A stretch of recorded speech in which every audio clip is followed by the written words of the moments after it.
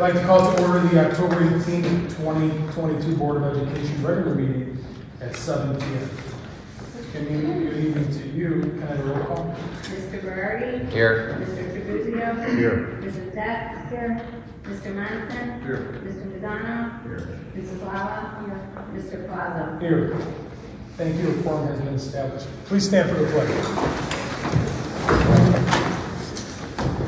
Allegiance to the flag of the United States of America and to the republic for which it stands, one nation, under God, indivisible, with liberty and justice for all. Mr. Berardi, can you take your official statement? Sure. Thank you. The mission of Norwood School District 80 is inspiring educational excellence in a nurturing environment. Celebration of success. Do we have anything? Sure. At Giles School, we're extremely proud of our cross-country team. We had first place our 6th grade girls, our 6th grade boys, and second place we had our 7th and 8th grade girls. So congratulations to everyone, and we had the biggest turnout in history for cross-country. So we're super excited about that. Thank you, Bob. Anyone else? Yes, actually, we actually had Giles, we have an award recipient within our students. Mihailo Bogdanovich was actually selected by the Illinois Council for Exceptional Children for the Yes I Can Award. So we will actually be going in November to celebrate that with him and his family. Basically, it is an award that is encouraging, it's basically to highlight and encourage individuals to seek their highest potential and bring awareness to disabilities. Mihailo actually won in the school and community activities section, which is wonderful, recognizing his work in the school, but also within community organizations such as church. This does put him in the running for the National CEC Award as well, so we're very, very proud of the work that he's done. Okay, it's great to hear. Thank you. I have a celebration of success. October is National Principals Month. Specifically, October 21st is National Principals Day. So I'd like to take this time to celebrate Dr. Radiola and Mr. Bianchi for guiding the learning and culture in their buildings. Bob and Sean, you provide vision, inspiration, empathy, and gratitude to our students and to our staff every day. You strive to make others better and to meet their goals. So thank you for your commitment to the district and to the students and staff at Giles and at Lee. And please, if you could come forward and accept these gifts as a token of our appreciation.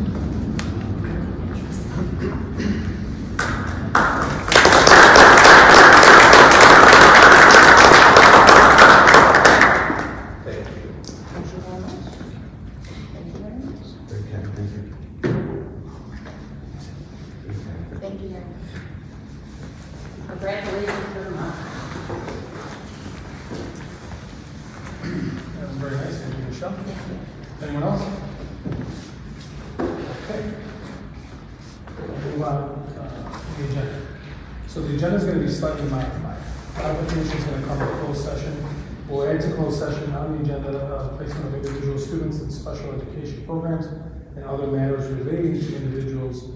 Chapter 5 of the Illinois Compiled Statutes 122C10. So that's the modification. Any discussion to that or anything else? I'll ask for a motion to approve the agenda as now modified.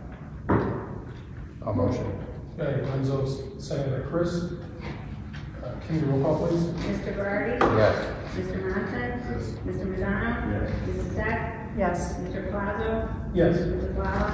Mr. Tribuzio? Yes. Carries. I'd like to recognize our visitors tonight. Thank you for being here. Correspondence, no correspondence to report this month.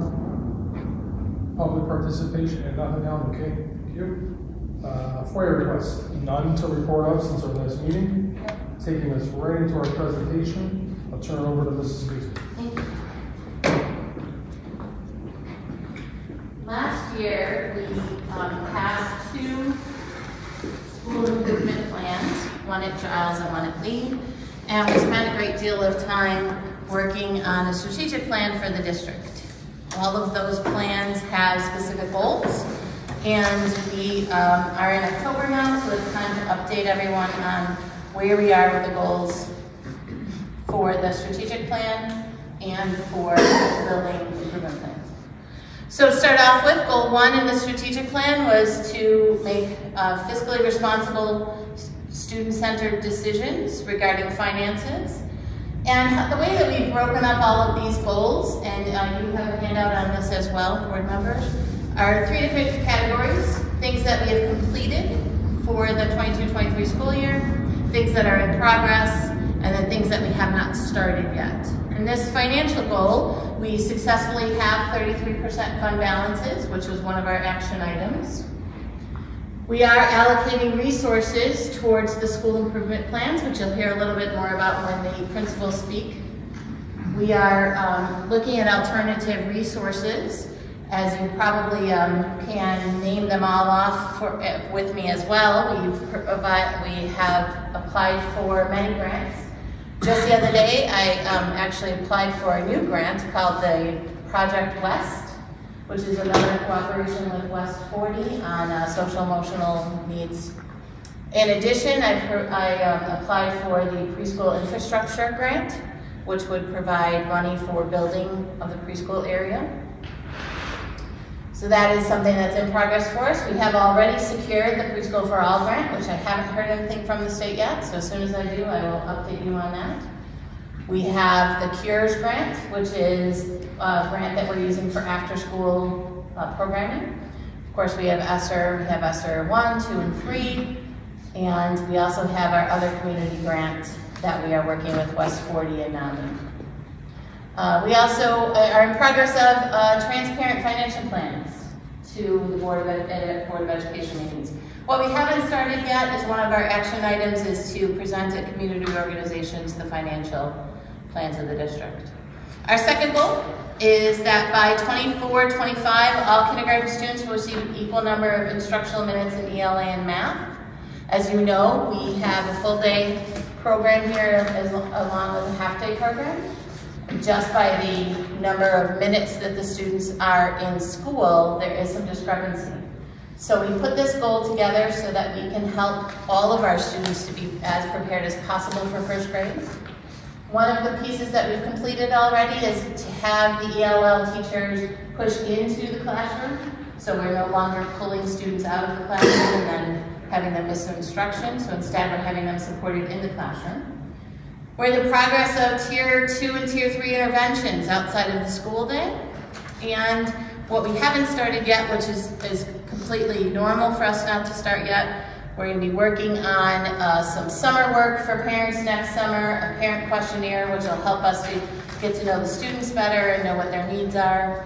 We're going to be promoting our full day program some more. We're going to be having an evening meeting to promote learning at home, especially for our half day families. And we're looking at a study on half-day minutes and how we can better utilize our minutes in the half-day program.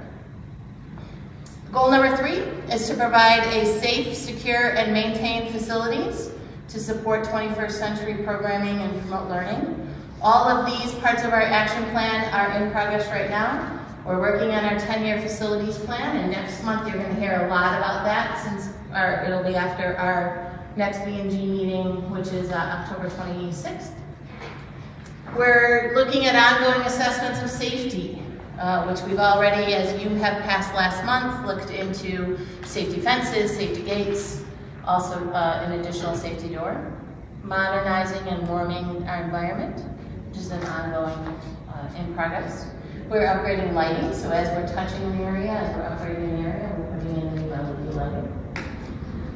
We have a technology infrastructure. This is one of the first times that we've been following our technology plan. And we are actually a little bit ahead of our technology plan with upgrading our Chromebooks, upgrading our interactive screens inside of our classrooms. And we're looking at appropriate spaces for our early childhood programs. So those are all parts that are in progress. Our fourth goal for the strategic plan is to provide teachers with individual preparation time while providing space and time for collaborative meetings to meet the needs of the students that we serve. Many of these things you'll see are on the completed side. We have a standard agenda for plan times. We have time for the administrators to meet with teams. We have defined data days, and we have that schedule for data days. We have team plan time. What's in progress is we're still looking at the co-planning opportunities that we have. So this would be opportunities for our special education teachers and our general education teachers to be able to plan together. The fifth goal of our strategic plan is to have the school improvement plan goals. So I didn't write them down, but the principals will go through their plans with you and give you an update on what's completed, what's in progress, and what's not started yet. So Sean, you want to come on up?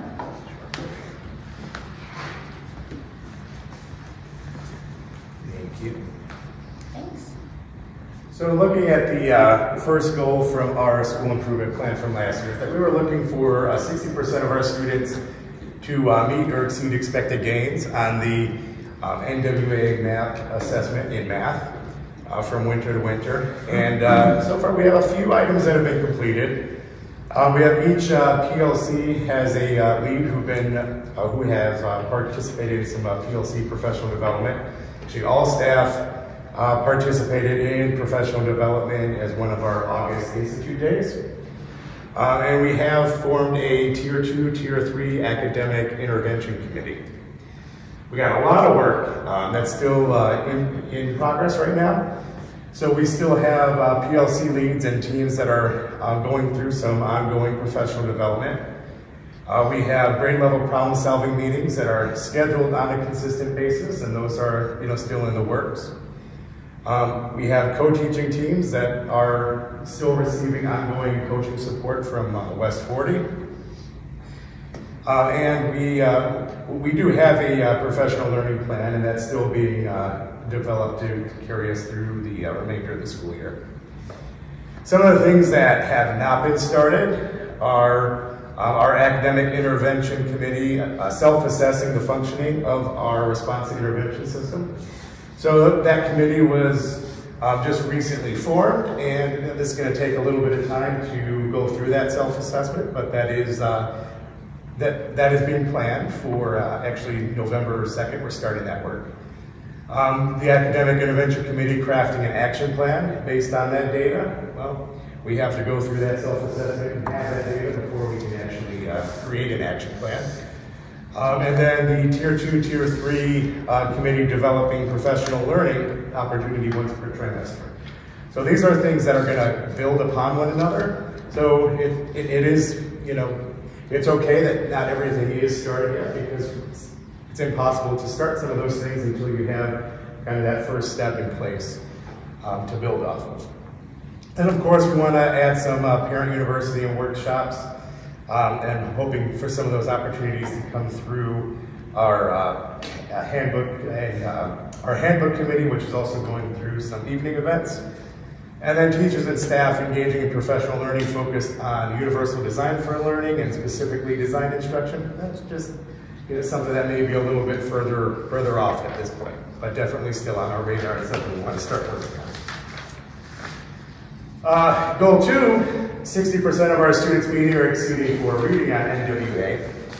A lot of these strategies were similar, because we are focusing on building our professional learning communities, having teams work together, identifying standards that they're focusing on, what we're calling power standards. We did actually have on our SIP day on October 7th, we spent a good amount of time working on the math power standards for Lee and on the power standards in content areas at Giles. So we got a nice chunk of work done on that day. And that's something we're continuing to build. We want to make sure that we have a school-wide schedule that's developed to support our students who receive ELL support. That's still an area that we're working on. We want to make sure that we're increasing our informal evaluations and non-evaluative classroom observations, I should say. And we are still continuing to make sure that we're focusing on professional best practices and alignment to the Common Core standards. For this particular goal, there's still some items that we have not started and we're working on as well, but a lot of the foundations are in the process of being laid, and we got to build upon that. Which leads us to goal 3. which is really focused on social, emotional, and behavioral support, and identifying Tier 2 and Tier 3 interventions to support our students who may be struggling with social, emotional, or behavior. So all staff have received some additional training, professional development on responsive classroom approach and strategies. That was actually something that we started back in the spring last year and carried on this year. We have our BSAT, Building Student Assistance Team, that has determined a system for identifying students who are at risk for social, emotional, behavioral supports. Right now we use the SABRE screener for that. And there are some items that are in progress right now. So we need to go through our system and kind of assess where we're at and find areas that we can continue to improve. We need to build our bank of SEB interventions and make sure that we're presenting that to all staff so everyone's aware of those. And we need to continue our professional development in the area of social, emotional, behavioral support. One of the other things along with that, once we do those, then all staff will have received that Tier 1 or universal training focused around positive behavior supports. So until we kind of can cross those 3 things off the list, then we can't get to that next one. So similar trend. Everything's going to kind of build off of one another. And that's just an update of where we are at currently.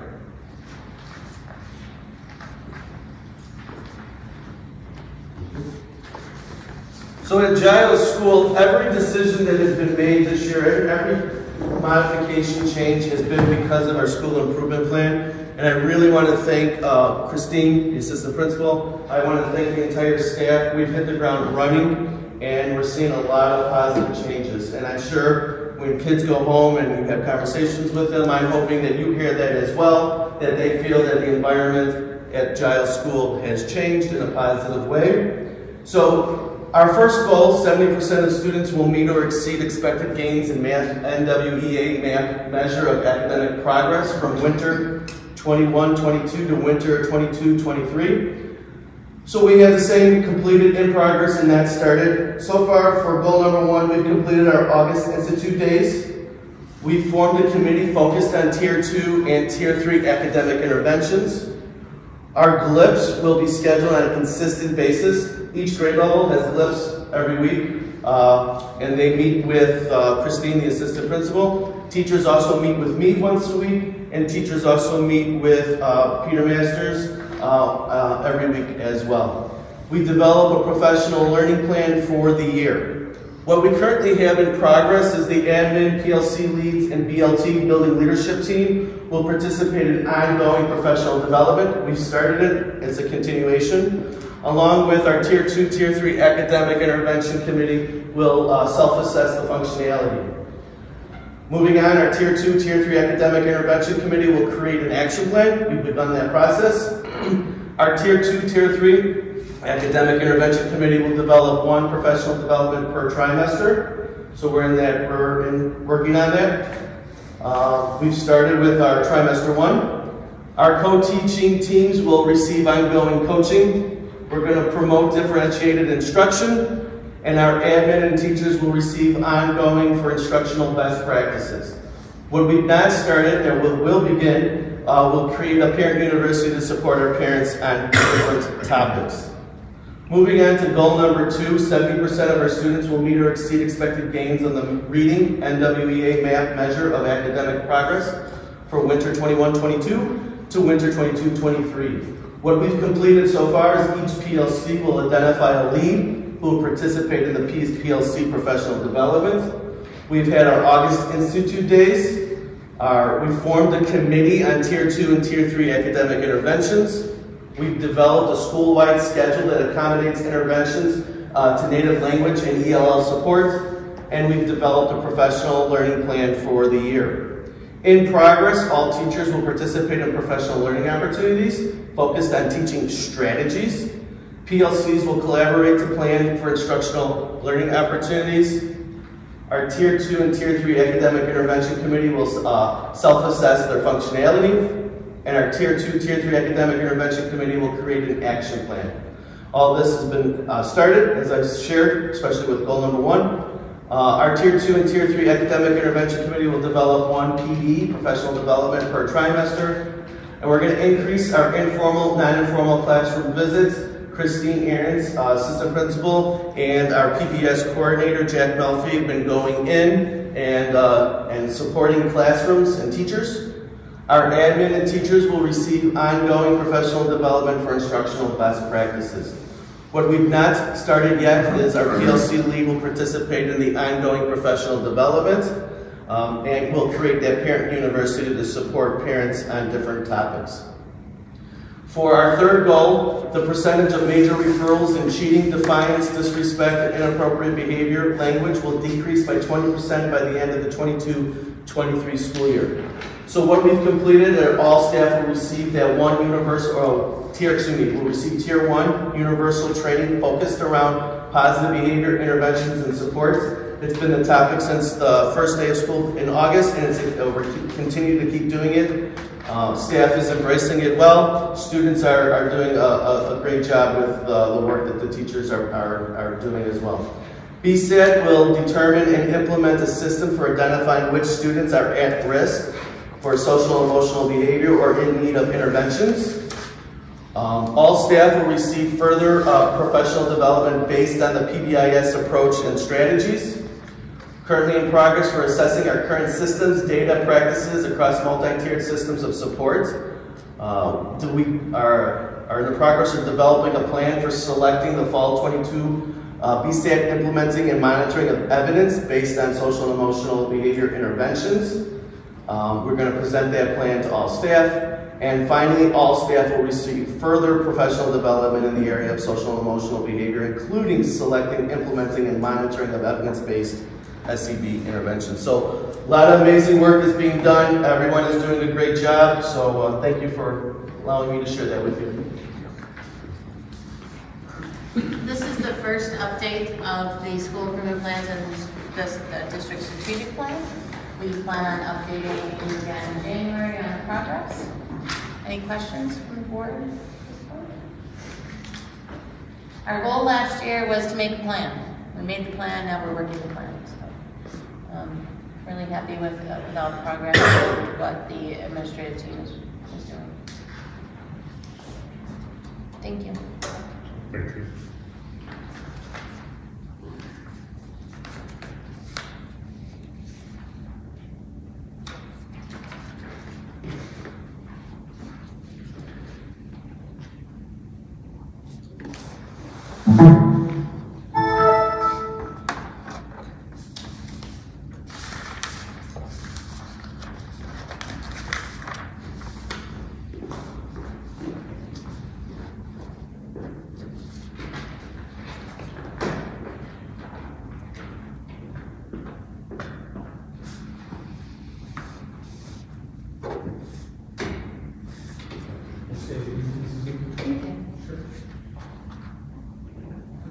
So I have a couple of things on my superintendent report today.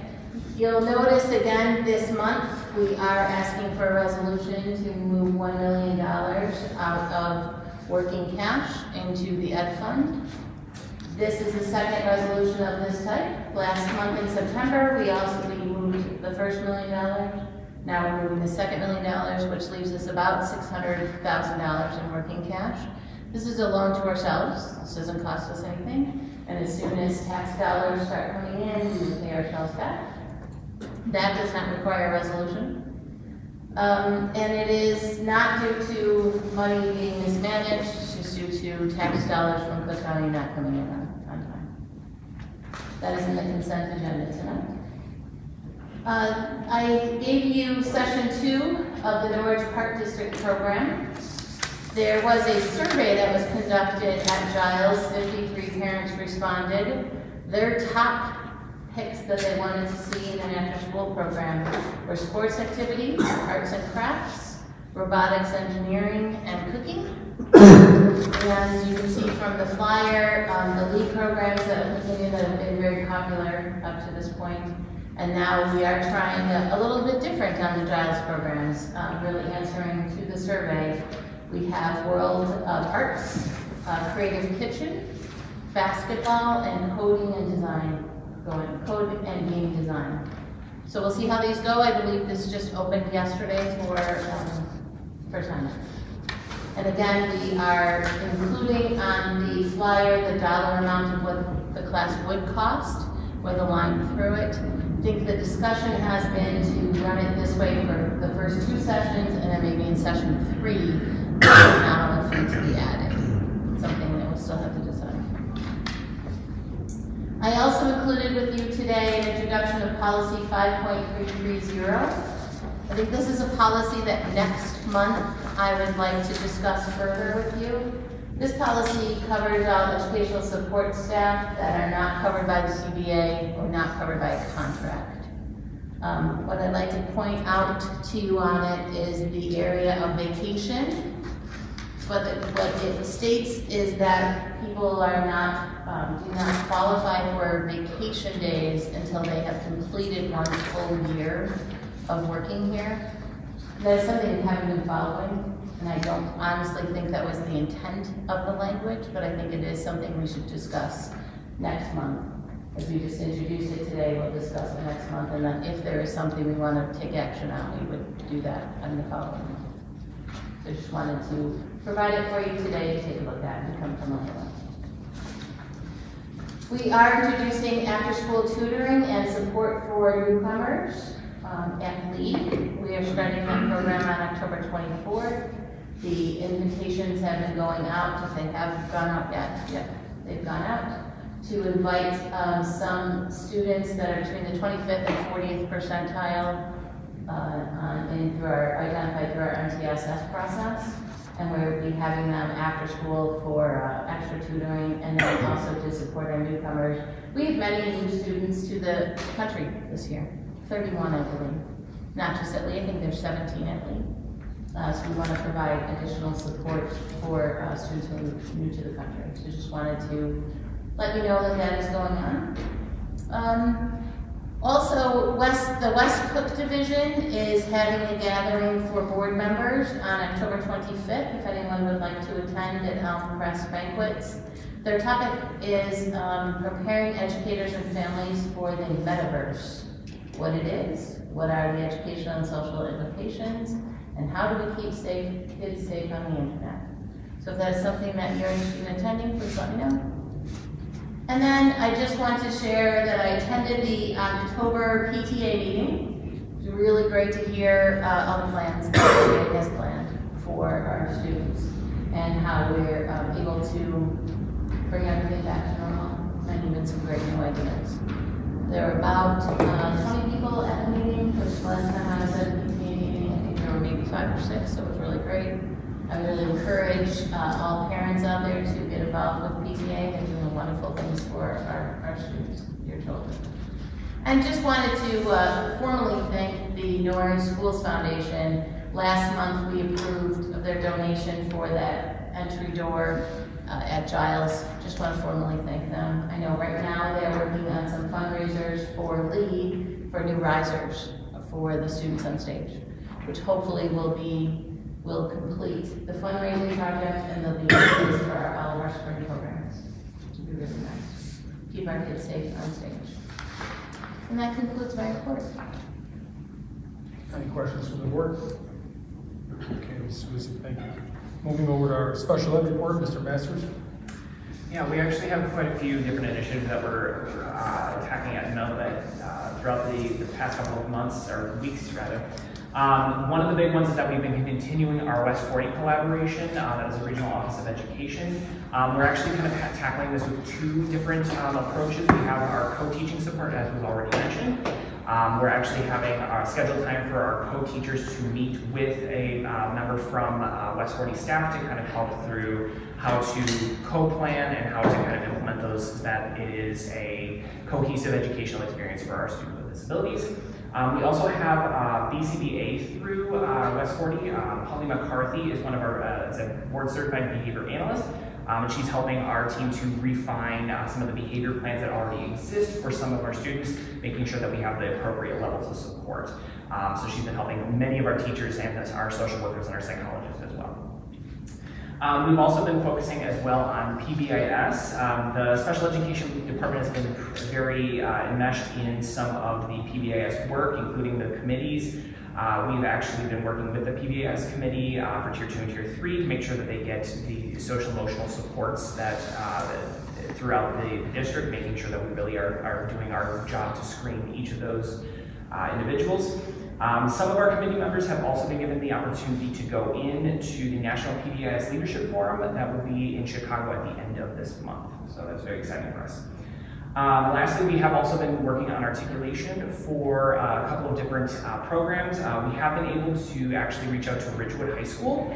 Two of our special education teachers, Ms. Sarah DeVito and Ms. Stephanie Mack, have been able to go to Ridgewood and actually observe different special education classrooms. And this gives us a very cohesive idea of what that will look like as our 8th graders are going into Ridgewood. How can we best support them? And so there's a very special thank you to Dr. Mike and Dan Rosenberg for helping us to facilitate that over the days. Lastly, Miles and Stride, our two specialized programs in self-contained realm, have actually had the opportunity to sit down and look at social emotional learning standards. They have been able to kind of start that process of actually determining what is that we hope to see our students achieve by the time they get through each grade level. We are still working through each of those grade strands, but they have made some significant progress in the first couple of attempts at this. So very exciting process moving forward. And that is my report. Anything from the board? Okay, thank you, sir. Moving on to our building principals, Mr. Biecki, Dr. Reviola, Kyles and Lee. Who's me? It's you, girl. Okay. Got it. Sorry, so right now we have, in the month of October, we have some fun activities coming up for Halloween in the works. Of course, we are planning the big Halloween parade to take place on the 31st. Hopefully the rain stays away for us this year. But worst case is there's always plan B. We're not going to let it rain on the parade. The parade will go on. But we're excited for that. We also have room parents that the PTA put together that they're going to be coming in to run some activities in the classrooms. We have the PTA that's sponsoring the Halloween Boo Bash on October 28th. And that's a fun one to say. That'll be 6:30 to 8:30 here at Lee. So I hear that's always been a blast in the past. So we're looking forward to that coming back this year. Let's see, we have parent-teacher conferences right around the corner. That's always a fun time on November 3rd and the 10th, so those sign-ups have gone out. Those schedules are starting to fill up. We did offer the option for in-person or virtual this year, just to make sure that we're able to accommodate as many parents that we can.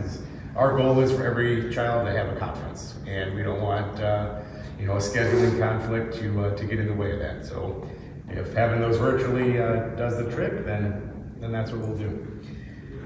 We have a lot of our committee work has just kind of taken off this past month, and really excited about that. We had a lot of things that we wanted to do, as I think is evident in the plans that we just reviewed here tonight, and all of that takes time. So just wanted to almost echo my sentiment last month in terms of that time, and also just to thank the board for that gift of time with the early release, because that is really how we're able to accomplish a lot of the things that we are working on. So just wanted to put that out there, and I think I'll end there.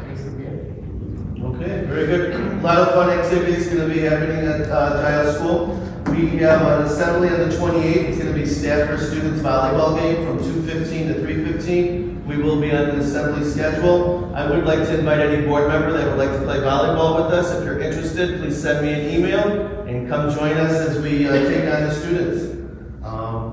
On the 31st, we'll be doing a buddy activity. We're going to be doing Halloween bingo and jokes by me and the loudspeaker. That'll be assembly schedule as well, 2:15 to 3:15. And just to give you a little preview, why did the bird get in trouble at school? For tweeting on a test. It's going to be a great time, so if you want to come join us. The week of October 24th through the 28th is Red Ribbon Week, and that's where we teach the importance of being alcohol, tobacco, and drug-free. So we're going to be having tons of events, Spirit Week, so it'll be an exciting week that week. Our band program is really doing a wonderful job. We've had many new, our 5th grade team, our 5th grade students, a lot of them have joined, signed up for band. The numbers keep going up, so we're really excited about that. The first concert band performance will be at Ridgewood High School this Friday, October 21st from 5 to 9 p.m. So come on out to the football game, come on out to the performance. I think it's a football game, but come out to the band performance for sure. We'll be having a fall concert cadet band on Monday, October 24th at Giles School. It'll be in the gym, entrance 15. It'll begin at 7 p.m. Also, Sweet Oasis Ice Cream Shop is donating a portion of the sales on Monday, October 24th to the band program. So the plan is after the band concert, we're going to walk over to Sweet Oasis and enjoy a frozen treat. And the sales will then come back to the band program. And then our Giles band will be coming over to Lee by bus on Monday, October 31st to play for the Lee students during their Halloween parade. So I know it's always a great time for that parade, and then have the Giles band there as well, so don't miss that. Student-led conferences are on Thursday, November 3rd from 4 to 8 p.m. and then again on Thursday, November 10th, from 4 to 8. So please make sure you sign up if you have not. If you for some reason did not receive the link that was blasted out, please send me an email and I'll send you the link so that you can sign up for your child's advisory teacher. And that concludes my report. Questions from the board? Mr. Becky, when's that volleyball date and time? So the volleyball is on the 28th, so Friday the 28th, and it's going to be from 2:15 to 3:15. My schedule's a little flexible. I'm going to try to make it. Thanks for Thank being you. here. Thank you. Building discipline, Giles, Ms. Aarons, and Lee, Mrs. Carnell. No report at this time, Lee. Okay. No report at Giles. Okay, thank you both. Mrs. Guzik? We give a round of applause for that. Thank you. You have the staffing plan in board book this month. We are looking at continuing to interview substitutes and paraprofessionals. Still short a couple of paraprofessionals. I have to just make a comment about the paraprofessionals that we have hired this year. Hired some amazing people. Really happy with the people that have come on board with us this year. Really great people. And we'll be looking at non-exempt employee compensation increases along with administrator increases after closed session. That's it. Okay, thank you. Moving on to our committees, nothing to report on policy and development, building and grounds. Just to touch on that, as mentioned by Mr. Music, the next building and grounds committee meeting is on Wednesday, the 26th, next week. I think we're going to discuss next bigger plans we have that will then be presented to the board. Luckily though, in the last number of months though, we've regularly discussed like the plumbing stuff and all the short-term stuff and all the stuff that just got completed during the summer. But I think next week we'll talk about what the board needs to know coming up. Okay. Thank you, Frank. Communications? No. Finance? I just have a question. Did you hear back yet on the monies that we were supposed to be getting from Mr. Martin, Representative Martin, Senator Martin? Sure. Yes. So the $50,000 that he spoke about that day that I spoke to you about was the school maintenance grant. So there was not any additional money. However, the school maintenance grant was opened earlier than usual. It's usually every other year. and it was opened in additional time, which we have not applied for yet, but we have plans to apply for. After the next buildings and grounds meetings, we'll decide exactly what we'll put into that grant. That's a $50,000 50-50 grant. So we get $50,000 from the state, we put in $50,000 for $100,000. We just have to know exactly what we're putting in there before we apply for it. Okay, thank you. So there wasn't any additional money than that. But thank you for asking. All right, other than that, no updates. Okay. Nothing to report on education, teacher, parent advisory, and behavioral intervention are as needed. They haven't been needed. No meetings. Does Norwich Park have anything else to add? Nothing new, besides we would have to eventually discuss for future sessions of funding. Michelle mentioned earlier, as well as we're going to have to start looking at the contract for the preschool or the before care contract of the Norwich Park soon. Yep, So they're in the last year of their contract this year. yeah, so we will have to start looking into that and deciding. So, but nothing else besides that. All right, thank you. Consent agenda. I ask the board to consider the approval of the consent agenda. Any discussion? Now I'll ask for the motion to approve the consent agenda. Motion. Frank, seconded by Maria. Can we roll call?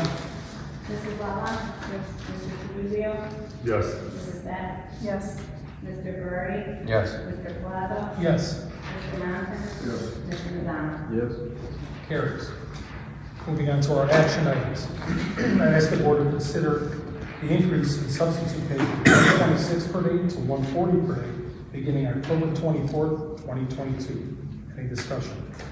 Is that, yeah, real quick, is that in line with surroundings or is that? Correct. So Union Ridge is at 140, Penoyer's at 135, Ridgewood's at 150, Park Ridge is at 145.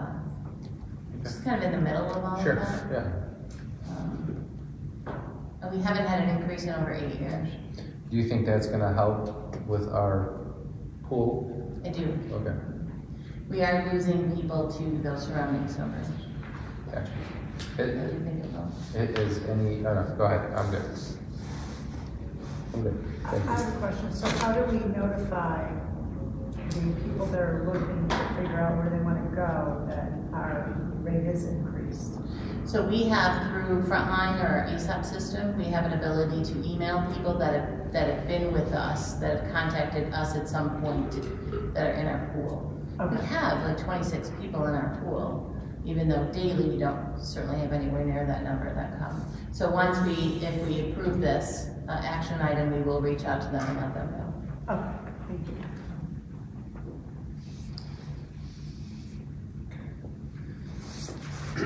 Now I'll ask for the motion to increase substitute pay from $126 per day to $140 per day beginning October 24th, 2022. My motion. Second. Moved, seconded by Molly. Can you roll call, please? Mrs. Beck? Yes. Mr. Madonna? Yep. Mr. Monson? Sure. Mr. Plaza? Yes. Mr. Burry? Yes. Mr. Trujillo? Yes. Mrs. Lala?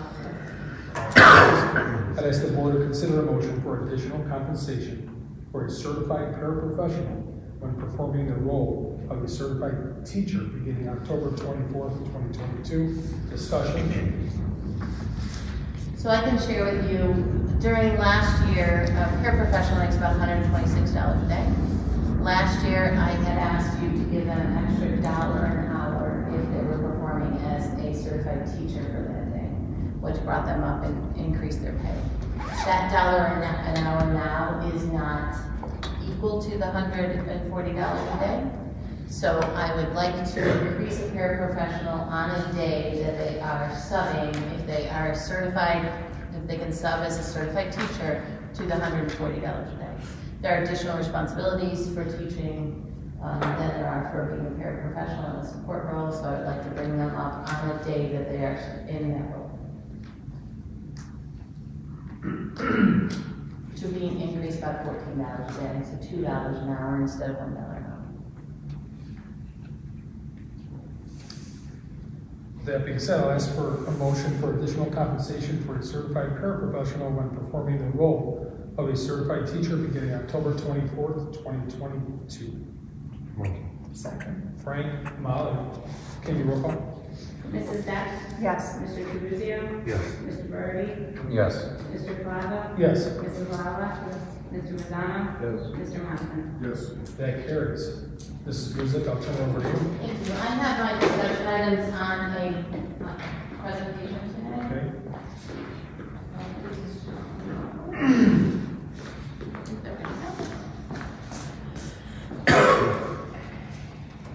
Thank you.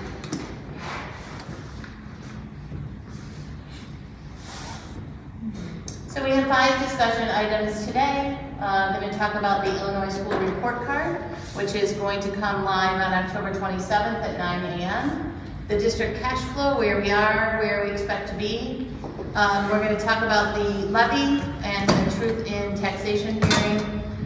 And our Illinois School Safety Conference that I attended that I spoke to you about previously, and then the Chicago Area's Trees Initiative. So starting off with the Illinois School Report Card, this is kind of a big deal because Illinois has not come out with summative designations for schools since 2019. So pre-COVID was the last time that we had any designations, which were both commendable at Giles and Lee at the time. So this is the first time. The summative designations are based on multiple indicators of school performance, which I will show to you in a moment. However, it is important to note that ISB made changes to the 2020 summative designation calculation rules to respond to the impact of COVID-19 on schools. And the embargo data, it will be open to the public on October 27th at 9 a.m. That's when the school report card will be published. So there are 4 summative designations, and as I mentioned to you, the last time we had any designations for Giles and Lee in 2019, they were both commendable. The 4 areas, exemplary means that the overall performance of the school is in the top 10% of the state, and it does not have any underperforming subcategories or subgroups. We are not a high school, but a high school must have graduation rates of 67% or higher. Commendable means that overall performance is not in the top 10% of the schools, but it does have no underperforming school groups below the all students groups of the lowest performing 5% of the schools. So really the only big difference there between commendable and exemplary is the top 10% schools in the district. Commendable is still a really great rating. It means that we don't have any underperforming subcategories of students and that we have been showing some growth. Targeted support is where our students would be below the top 5%, those 5%, and in those subcategories, which are basically broken up into different demographic groups and then different programs. Students with disabilities, disadvantaged, early English learners. And then comprehensive support, our overall performance is in the bottom 5%. Once you get down to these areas of targeted support and comprehensive support, you can apply to the state of Illinois for additional funding in order to support students, kind of similar to the way that we have title funds that support students that are below the 25th percentile. We have currently received a very preliminary designation for both of our schools, and it's not something that we can make public at this time. And it is important to note too that even though they have reached out to us and told us what our 2 schools, our summative designations are at this point, they still can change. Because just even the other day, they reopened the ability for districts to put in attendance records from last year. Attendance records typically are all put in by July 1st. However, last year was a little bit tricky for some school districts and it wasn't as difficult for us. We're a little smaller. We can track our kids well and know where everybody is all the time. Some districts are much, much larger and have a harder time figuring out a remote day or a quarantine day. So they did reopen the ability for schools to be able to put that information in last week for a 48-hour period. We looked at our data, and our data was very solid. We didn't have to change anything. However, what that can do is looking at these next areas of what they put into the summative designation that could then bump somebody into exemplary when they weren't there before and take somebody above an out of exemplary into medical. So the designations are not final until they're final. So what they're looking at are academic indicators and then school quality and student success indicators. I know this is very small and I have this a little bit larger on the next slide, but basically what I wanted to show you is 75% is coming from academic indicators and 25% is coming from school quality and student success indicators, as you can see by the pie chart on the side.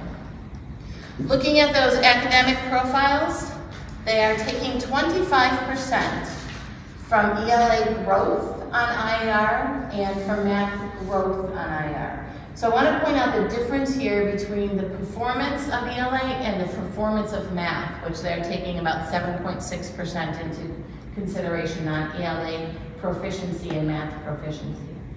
So those are, the proficiency is the score that the students receive. The growth indicators look at all of the students in 2019 that are similar peers and look at the growth between where their scores were in 2019 and where their scores are now, which is very different than just looking at proficiency numbers. And that, what the big difference that they put into the plan this year was looking at that ELA growth and that math growth. That's not something we've typically looked into for the summative designations. That's new this year. They also are looking at science proficiency. However, they only use, did the students take the science test or not take the science test? That's all they really looked into that with that 6%, 5% on science was participation. Then they looked at the proficiency, a small percent, 5% of our English learners. All of that made up about 75% of the academic summative rating. Then we looked at school quality and student success, which was about 25%. Where on that column, if you look at weight, on the left, on the right is high school, on the left is K through 8. They looked at, which is why they reopened attendance, is they looked at chronic truancy. Chronic truancy meaning chronic absenteeism, where kids are chronically absent. As you can imagine, kids were quoted, if they were quoted incorrectly last year, this could make a big difference to a district. They could have a much larger number of chronic absenteeism than they actually had if they should have been coded as quarantined or in isolation. They also looked at the 5 essentials, which is the climate survey that goes out. They looked at 5% of that. So for us, they took 20% in weighing in of chronic absenteeism, and they looked at 5% of our climate survey, and that made up the rest of the 25% of our summative designation. The fine arts, the P2, the 3.8, and the college and career readiness are things that they've actually put off the implementation of until 2025. They were supposed to be by now, but with COVID, they put everything off. So, very exciting. This is like a big deal right now that the Illinois School Report Card is coming back out with summative designations. Certainly schools that go into that targeted assisted area or targeted support or comprehensive support, there'll have to be a lot of conversations if one of our schools were in those areas. Obviously, we are aiming for commendable and exemplary. Any questions about the Illinois School Report Card? We'll share it with you at the next meeting. However, October 27th is just around the corner. Feel free to take a look at that. I can't see any of our neighbors' data or anything like that until that date. Second item today, I wanted to talk to you a little bit about the district cash flow. As you know, for the last few months, I've been speaking to you about the possibility of taking a loan outside of our district, meaning that we would loan from not within ourselves. As you know, September and October resolutions, we've moved $1 million each month from working cash. If the tax bills go out November 1st, which is what we're hearing right now, and the funds start coming in the district, so November 1st they go out, we start receiving tax dollars in December, then we believe at this moment, as I'm standing here, that we should be okay and not have to borrow money. Now, I do reserve the right to tell you next month the opposite, because it really goes month by month for us. We'll take a look after all of our bills have been paid in October, November 1st, we'll look at where we are. Obviously, our payroll, all of our liabilities take up most of what we're doing. Any other big expenses at this point, we're not spending, except for our bond money, our B&G funds, our site construction, because that has nothing to do with the money in the ed fund. So just want to be clear about that, because that could seem like, why do we keep spending money when we actually don't have the funds? That's the ed fund, and that's different than the other funds. In November, I am going to ask you to pass a resolution to loan money to the bond and interest fund. We have a bond payment due in December. This payment is the interest piece, which is about $10,000, and the actual payment. So that will be a total of about $120,000. I'm also going to ask you for a resolution for a loan to IMRF Social Security Fund. That is, we have actually need to just make sure we have the money in there to cover those two areas. And then I will give you an update on the tax bills for Cook County. Hopefully, when we meet on November 15th, the report will be that we're good. Money starts coming in. We expect about $4 million to come in December. If that starts coming in, and then, you know, we continue on in March, we're going to be fine. We'll pay ourselves back from working cash. We'll have the money to continue, and we won't have to have any borrowing. We are in position right now, though, if we did have to borrow, we have started those conversations, and we can move quickly on that in November if that is something we need to do. It hasn't cost us any money yet, we've just been talking about it. Do I have a question? Yeah. So originally, when we first started the meeting, we talked about $1 million moving from the working cash to the ed fund. You said we have 600,000 left. So are you saying the 120 is going to come out of the 600, and then whatever that Social Security fund, however that amount is, that's also going to dip into that 600? Correct. So we're really coming close. We are. We may be under $100,000, cutting it close. Okay. But if we see money starting to come in, if the bills go out, the bills are due within 30 days, we're going to be fine. Okay. But we're ready to borrow if we have to. We just don't want to pay an interest rate when we don't have to. Right, I agree. So we're going to be cutting it very, very close. Any other cash flow questions? Great. Next month we will bring you the, I was calling it tentative, but I'm actually using a different word now, estimated levy. So just for your edification, the school district levy is the amount of money a school district requests in order to operate the district for the next school year. So every November, December, we start speaking about the levy, very specific deadlines is when we have to have this conversation in November, when we have to put this in the paper in December, when we have to pass it in December. And CPI right now increase for 2022 is 5%. The levy is where we request how we're going to distribute our funds that we receive, where are we going to put money. So this money that's coming in, you know, how much are we going to put in 10, how much are we going to put in 20, and all our different funds. We will be bringing you that estimated levy in November. Kind of going along with the levy, for the first time, and actually I think it may be the first time, I don't know if it's the first time ever, certainly the first time that I've been paying attention to things, we will also have to do a truth in taxation hearing.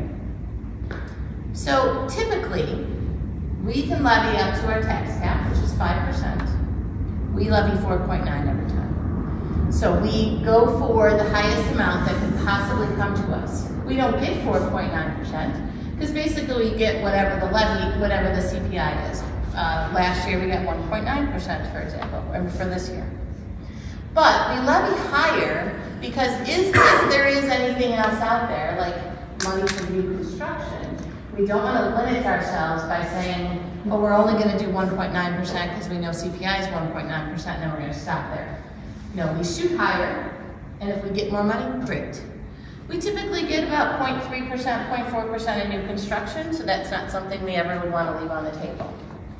Since CPI is 5% right now, that is right at our cap. So what we are required to do is have a truth in taxation process so that we will actually be able to receive the most funds that we can by including any of those new construction funds as well. So we're actually looking at probably asking for 8%, and we might end up somewhere, you know, around whatever the 5% plus it, whatever else is out there that we could possibly capture. This process is not something we typically do. It is a process that we will have to do in order to capture as much money as we can. Of course, at this point, it does not have any process, sorry, not at this point, let me rephrase that, please. This process does not have any effect on any current property taxpayers. So our people that currently receive their bills, it's not like that's going to go up. This is honestly just to capture any new construction that's out there that we need to capture. We also are at an estimating state because, you know, we have not received the 21 tax extension information from Cook County yet. Hoping we get it any day, but we don't have it yet. So the levy, the truth and taxation kind of go hand in hand for us this year. We'll be doing both of these at the same time. Any questions on those? So I attended on October 6th, I shared with you a little bit previously about a school safety conference. I'm not going to go into great detail about this right now, but I do think there's a lot of work that we still have to look at with our school safety. I think it's always good for us to continue to improve and review our plans. And I think a lot of those current procedures and plans we do have to look at our facilities and what it is that we may need to improve on our facilities in order to improve on our safety. It was a really interesting conference. It was at the White Eagle Hall, and it had a number of speakers, I want to say maybe 10 to 12 speakers, that spoke about 30, 45 minutes each. There was a woman there whose daughter suffered through Sandy Hook and actually died on that day in that school, and really shared with us some information about special needs children and what that looks like for them going through some of the safety drills. And honestly, something I'm to be honest with you that I really didn't think about that much before, but how we need to prepare kids for the safety drills. Not just that conversation that the teachers had with them, maybe the day before, a couple days before, but really to have an in-depth curriculum or in-depth preparation period for kids to understand what is happening during those safety drills and why we do them. And it's not so much to just help support them during them, because they can be scary. And we do want to make sure that everyone understands why we do them and how we can help kids to understand through them. I think we have to improve communication. And for the first time, I've really opened my eyes to resources that are available for us. In fact, the woman that I mentioned to you, whose daughter was at Sandy Hook, has put together a very free, complete curriculum on how to speak with children about lockdown drills, about safety drills. And you start that a couple weeks before you even go through the safety drill, just having that time of talking with them. So it's definitely something we're working on. We've already had one conversation with the admin staff. I've had conversations with Derek Sellers on our facility improvement, and it's something we're going to be continuously looking at. I feel like it's one of these areas when we think that we're done, we're not. We just have to continue to have conversations and continue to improve our plans. I do want to thank our police departments and fire department who's done a great job supporting us. There were 600 fire and police officers and school officials at the conference. It was a great feeling. It was overwhelming, but it was a great feeling of community and unity. And then just the last part of my discussion items today, really excited. We have the Chicago Area Trees Initiative now coming to us, and we helped Highwood Heights on it last month. Now we have trees coming to Lee School this Thursday. And we have some students in 4th grade that are assisting with the planting of it.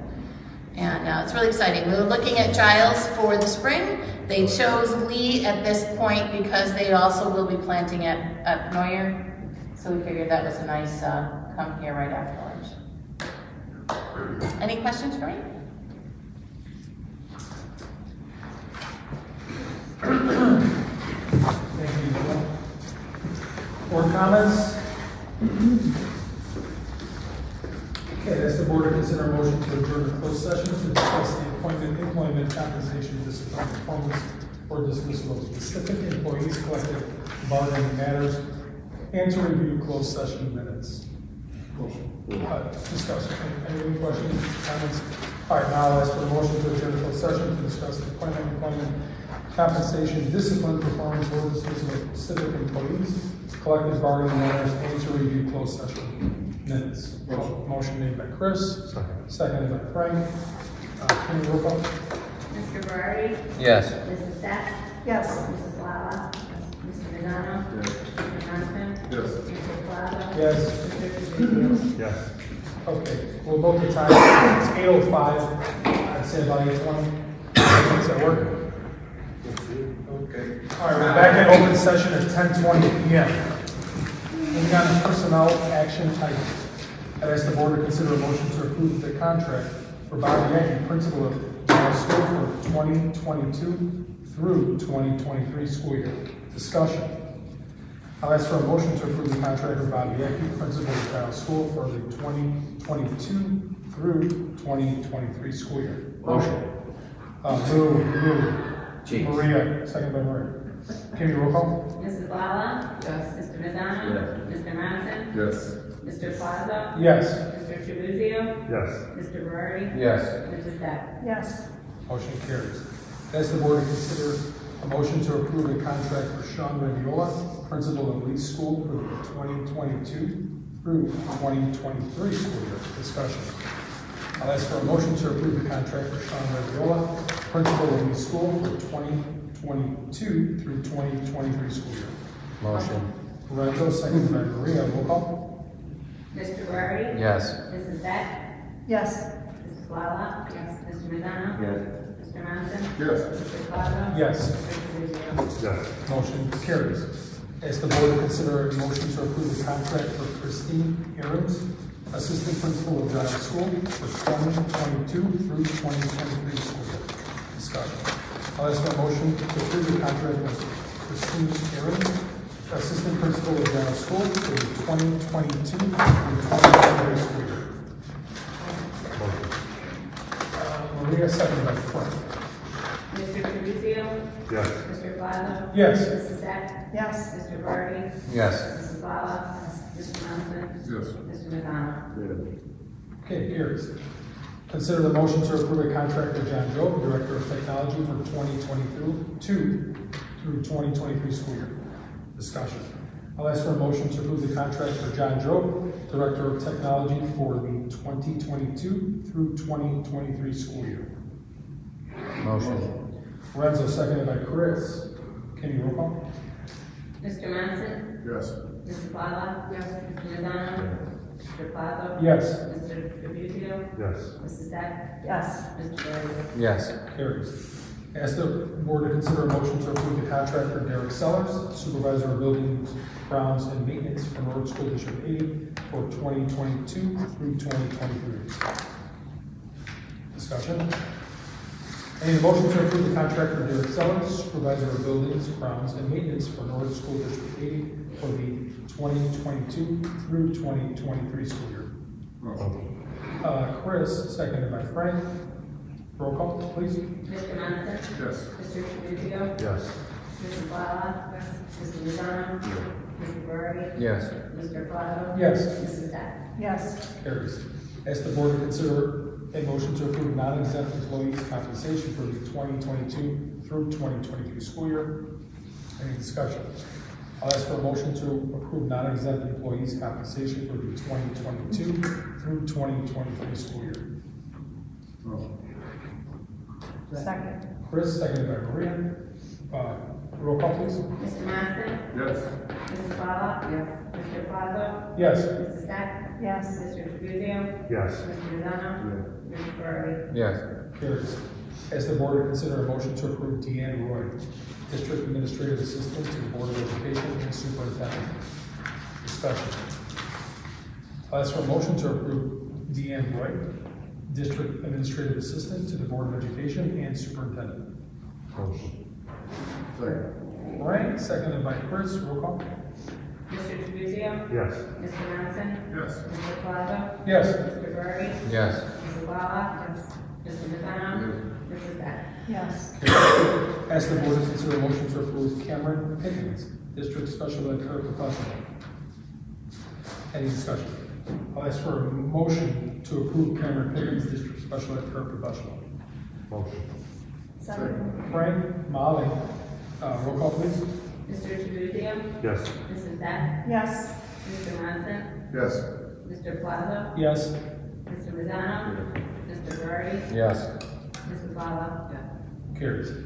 I ask the board to consider a motion to accept a letter of retirement from Victoria Maroney, 7th grade ELA teacher, at the end of the 2025-2026 school year. Discussion. I'll ask for a motion to accept the letter of retirement from Victoria Maroney, 7th grade ELA teacher, at the end of the 2025-2026 school year. Motion. Frank? Seconded by Maria. Roll call, Kim? Mrs. Lala? Yes. Mr. Trabuzio? Yes. Mrs. Beck? Yes. Mr. Johnson? Yes. Mr. Guerrero? Yes. Mr. Lozano? Mr. Plaza? Yes.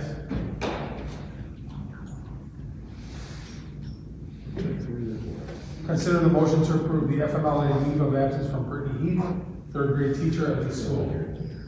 There is some discussion. So Brittany Heath is asking for additional time off for her FMLA leave. She had her baby 6 weeks early.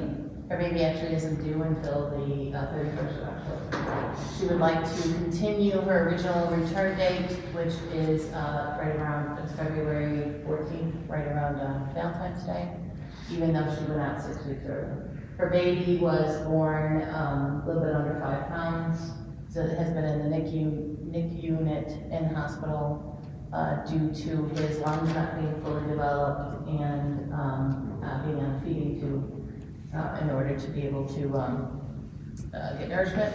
So she is asking to go back to maintain that time off that she was asking for so that she would have time at home with her baby out of the NICU. Any questions, comments? Okay, I'll ask for a motion to approve FMLA leave of absence from Brittany Heath, 3rd grade teacher at the school. Motion. Frank, Chris, Kimmy? Mr. Plaza? Yes.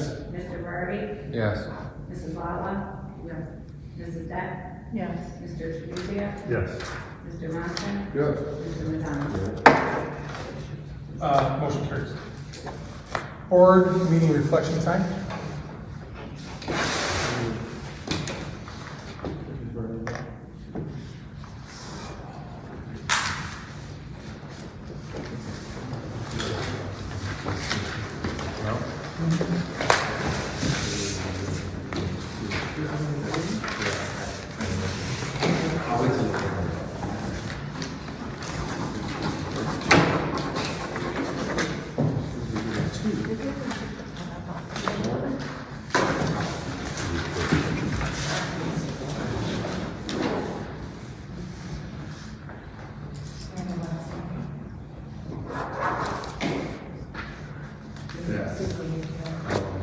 Okay, on the motion to adjourn the meeting at 10:28 p.m. No motion. Okay, Renzo and Maria, all in favor, say aye. Okay, opposed, say no. The meeting is adjourned at 10:28 p.m.